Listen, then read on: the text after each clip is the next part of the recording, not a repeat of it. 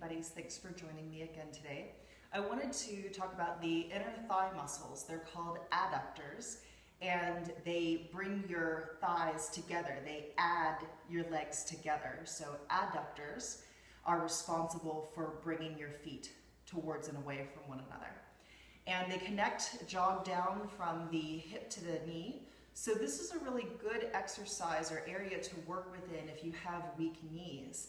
Anybody who has weak knees will need some support from the surrounding muscles and everything that connects in around the knees. And this way the knee can focus on its job and the muscles can give the knee the support that it needs so it doesn't have to work so hard. So one of the easiest ways to work on your adductors, you can use a block like I have, or you can use a chair or a small piece of furniture that has legs, such as a coffee table, and you get this block or coffee table legs or whatever between your feet, and you just squeeze as hard as you can. You'll really feel the inner thigh starting to engage. And you just hold this as long as you can until you start to shake.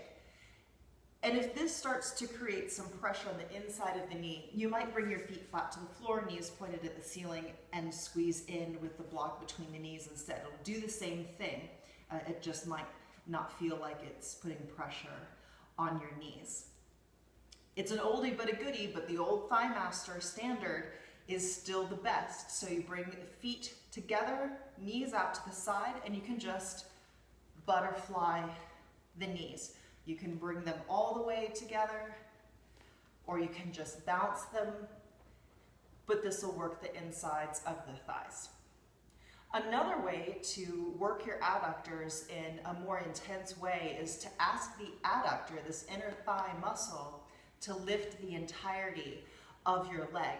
And one of my favorite things to do while I'm doing this exercise is to do my Fabio impression, and you'll see why in a minute. So it's not a requirement, but you can get yourself a tub of I can't believe it's not butter and a fireplace in the background and a silk robe and try this out.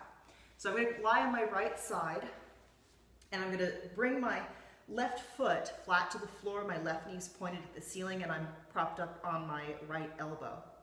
Then you flex the right foot, and this is important because if your foot is just neutral, it'll pull on the base of your spine, and we don't want that, so nice and flexed. And then you can just drape your arm in a seductive manner over your knee. Give a little wink. And then when you're ready, you can exhale, lift your leg, inhale, release it down.